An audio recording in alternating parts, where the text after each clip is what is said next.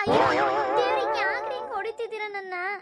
ಅಪ್ಪ ಯಾಕಪ್ಪ ಅಮ್ಮಂಗ್ ಹೊಡಿಯೋದು? ಇನ್ನೇನು ನಿಮ್ಮಮ್ಮನ ತುಂಡು ತುಂಡ ಕತ್ತರಿಸ್ಬಿಡ್ಬೇಕು ಅಂತ ಅನಿಸ್ತೈತೆ ನನಗೆ. ವಯಸ್ಸಿಗೆ ಬಂದಿರೋ ಮಗನ ಮೇಲೆ ತಂದೆಯಾಗಿ ನಾನೇ ಕೈ ಮಾಡೋಕ್ಕೆ ಹಿಂದೆ ಮುಂದೆ ಯೋಚನೆ ಮಾಡ್ತೀನಿ. ಅಂಥದ್ರಲ್ಲಿ ಇವಳು ದೊಡ್ಡ ಮನಸ್ಸಿಗೆ ಹೋಗ್ಬಿಟ್ಟು ಕೈ ಮಾಡ್ದಲ್ಲ. ನೋಡು ಪರಿಣಾಮ ಹೆಂಗೈತೆ. ರಾತ್ರಿ ಬಂದ ನಿನ್ನ ಮಗ ಬಂದೇನೆ ತಲೆಲೆ ಜ್ಞಾನ ಆಯ್ತಾ ಏನಾಯ್ತಾ ನಿನಗೆ? ವಯಸ್ಸಿಗೆ ಬಂದಿರೋ ಮಗನ ಮೇಲೆ ಕೈ ಮಾಡ್ತಾಳೆ. ನೋಡೀಗ ಪರಿಣಾಮ ಏನಾಯ್ತು ಅಂತ. ಎಲ್ಲೋದ್ನೋ ಏನಾಯ್ತು ಅವ್ನಿಗೆ ಏನಾದರೂ ಅನಾಹುತ ಆಗಬೇಕು. ಹುಟ್ಟಲಿಲ್ಲ ಅಂತ ಅನಿಸ್ಬಿಡ್ತೀನಿ ನಿನ್ನ. ತವ್ರ ಮನೆಗೆ ಓಡ್ಬಿಡ್ಬೇಕು. ತವ್ರ ಮನೆಗೆ ಓಡಿಸ್ತೀರಾ ಅಲ್ಲಿ ನನ್ನ ಮೂಸು ನೋಡಲ್ಲ ಅವರು.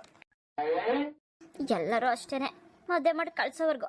ಆಮೇಲೆ ಯಾರು ಮೂಸು ನೋಡ್ತಾರೆ? ಮೂಸನ ನೋಡಿ ಮನೆ ದಾಚಗನ ಅಟ್ಲಿ.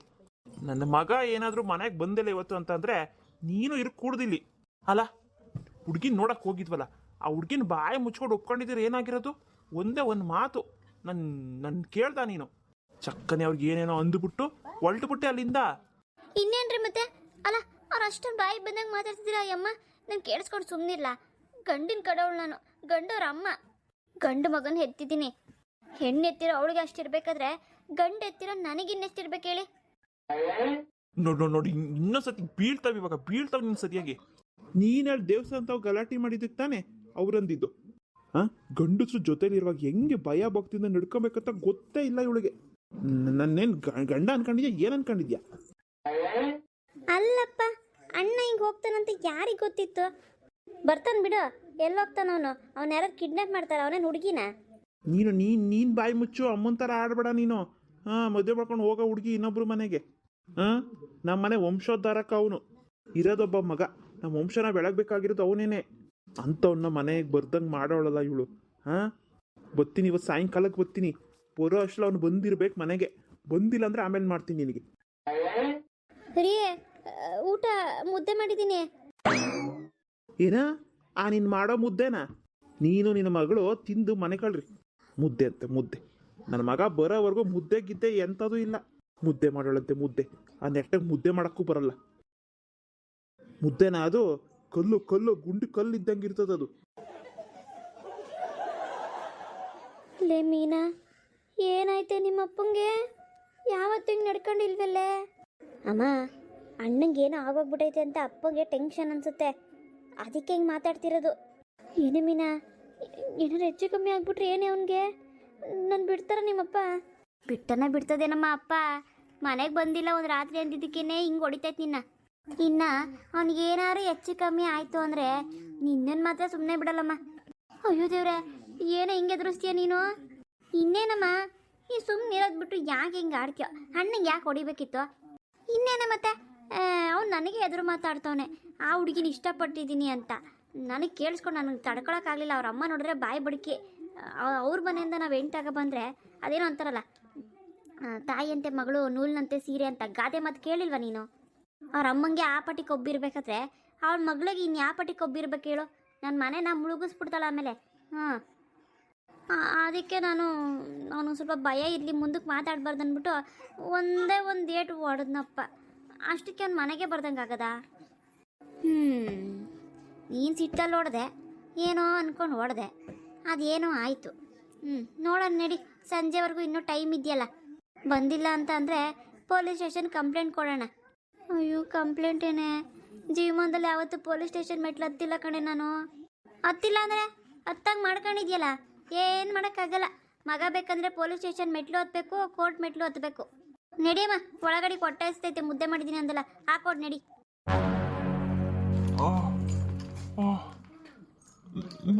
ನಾನು ಎಲ್ಲಿದ್ದೀನಿ? ಹಾ, ಈ ಗೀತಾ ಮನೆಯಲ್ಲೇ ಇರೋದು. ಏನು ಭಯ ಪಡಬೇಕಾಗಿಲ್ಲ. ನಾನ್ ನೋಡ್ಕೊಂಡಿದ್ದೀನಿ ನಿಮ್ಮನ್ನ. ಗೀತಾ ಮನೆನಾ? ಯಾರು ನೀವು? ಎಲ್ಲಿದ್ದೀರಾ? ಭಯ ಪಡಬೇಡಿ, ಇಲ್ಲೇ ಇದೀನಿ. ಬಂದೇ ಇರಿ, ಅಡುಗೆ ಮನೆಯಲ್ಲಿ ಇದ್ದೀನಿ. ಯಾರು ನೀವು? ಅಯ್ಯೋ, ಭಯ ಪಡಬೇಡಿ ಅಂತ ಹೇಳಿದ್ನಲ್ಲ. ಯಾಕಿಷ್ಟು ಭಯ ಪಡ್ತಾ ಇದ್ದೀರಾ? ನಾನೇ ಗೀತಾ. ಗೀತಾನಾ? ಹಾ, ಗೀತಾನೇ. ಯಾರಿದು?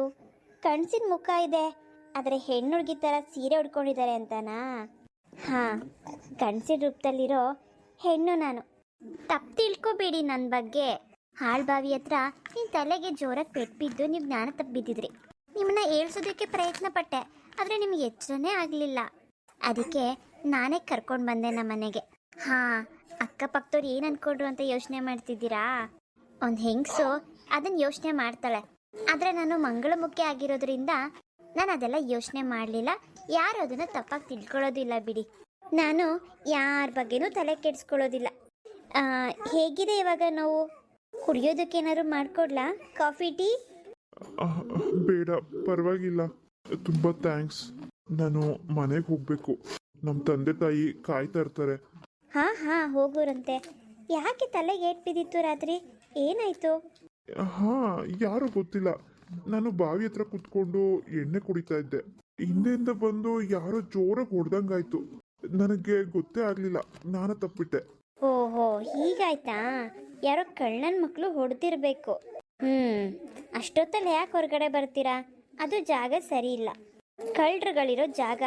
ಸದ್ಯ ದೇವ್ ದೊಡ್ಡವನು, ಬೇರೆ ಏನು ಹೆಚ್ಚು ಕಮ್ಮಿ ಮಾಡಿಲ್ಲ ನೋಡಿ. ಜೀವಂತವಾಗಿದ್ದೀರಾ. ತಲೆಗೂ ಏನು ಅಷ್ಟೊಂದೇನು ಏಟ್ ಬಿದ್ದಿಲ್ಲ. ತಲೆ ಏನಾದ್ರು ನೋಯ್ತಿದ್ಯಾ? ಹಾಸ್ಪಿಟಲ್ಗೆ ಹೋಗ್ಬೇಕಾ? ಇಲ್ಲ, ಪರವಾಗಿಲ್ಲ. ಸ್ವಲ್ಪ ನೋಯ್ತಿದೆ. ನಾನು ಮನೆಗೆ ಹೋಗಿ ರೆಸ್ಟ್ ಮಾಡ್ತೀನಿ. ನಾನು ಈಗಲೇ ಮನೆಗೆ ಹೋಗಬೇಕು. ಹಾಂ ಹಾಂ, ಆಯಿತು, ಹೋಗಿ ಬನ್ನಿ. ನಿಮ್ಮಿಂದ ಭಾಳ ಉಪಕಾರ ಆಯಿತು. ನಾನಿನ್ನು ಹೊರಡ್ತೀನಿ. ಹಾಂ, ಹುಷಾರಾಗಿ ಹೋಗಿ. ಮತ್ತೆ ಇನ್ಯಾವತ್ತೂ ಆ ಬಾವಿ ಕಡೆ ಹೋಗಬೇಡಿ. ಹಾಂ, ಆಯಿತು. ಸ್ವಲ್ಪ ಏನೋ ಟೆನ್ಷನ್ನು. ಅದಕ್ಕೆ ನಾನೊಂದು ಹುಡುಗಿನ ತುಂಬ ಇಷ್ಟಪಟ್ಟಿದ್ದೆ. ಆ ಹುಡುಗಿ ಜೊತೆನೆ ಮದುವೆ ಆಗೋ ಥರ ಇತ್ತು. ಆದರೆ ನಮ್ಮಮ್ಮಂಗೂ ಅವರಮ್ಮಂಗೂ ಏನಾಯ್ತಂದ್ರೆ, ಓಹೋ, ಇದು ಲವ್ ಪ್ರಾಬ್ಲಮ್ಮಾ?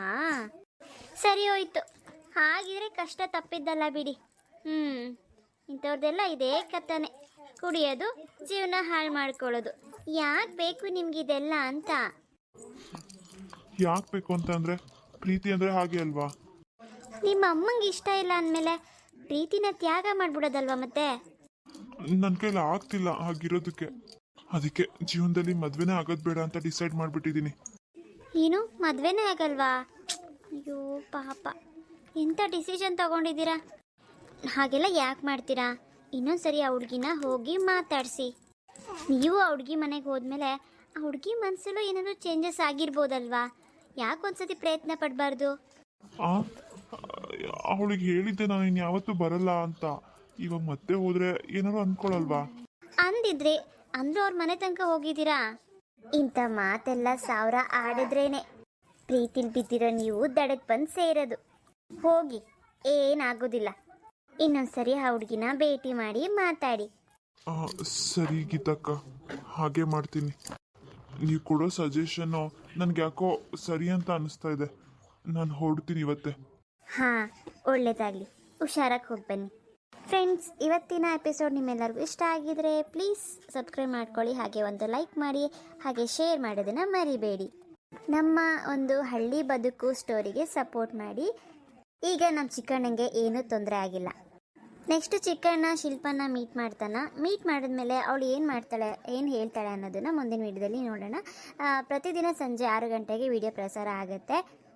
ತಪ್ಪದೆ ನೋಡ್ತಾ ಇರಿ. ಪ್ರತಿದಿನ ಒಂದು ಎಪಿಸೋಡ್ ಮಾತ್ರ ಹಾಕ್ತೀನಿ. ಹಾಗೆ ಹೆಂಡತಿಗೆ ಜೈ ಎಪಿಸೋಡ್ನ ರೆಡಿ ಮಾಡ್ತಾ ಇದ್ದೀನಿ ಫ್ರೆಂಡ್ಸ್. ಸ್ವಲ್ಪ ಎಡಿಟಿಂಗ್ ಕೆಲಸ ಇದೆ, ಮುಗಿಸ್ಬಿಟ್ಟು ನಾನು ಅಪ್ಲೋಡ್ ಮಾಡ್ತೀನಿ. ನೋಡೋಣ, ಇವತ್ತು ಹಾಕೋಣ ಅಂದ್ಕೊಂಡಿದ್ದೀನಿ ಹೆಂಡತಿಗೆ ಜೈ ಎಪಿಸೋಡ್ನ. ಹೆಂಡತಿಗೆ ಜೈ ಸೀರಿಯಲ್ನ ಎಪಿಸೋಡ್ನ ನಾನು ಎಷ್ಟೊತ್ತಿಗೆ ಪ್ರಸಾರ ಮಾಡ್ತೀನಿ ಅಂತ ನಾನು ಹೇಳೋದಕ್ಕಾಗಲ್ಲ. ನೋಡೋಣ, ಇವತ್ತು ಎಂಡ್ ಆಫ್ ದ ಡೇ ನಾನು ಪ್ರಸಾರ ಮಾಡ್ತೀನಿ. ಹೀಗೆ ನೋಡ್ತಾ ಇರಿ, ಸಪೋರ್ಟ್ ಮಾಡ್ತಾ ಇರಿ ಅಂತ ಹೇಳ್ತಾ ಎಲ್ಲರಿಗೂ ಬಾಯ್.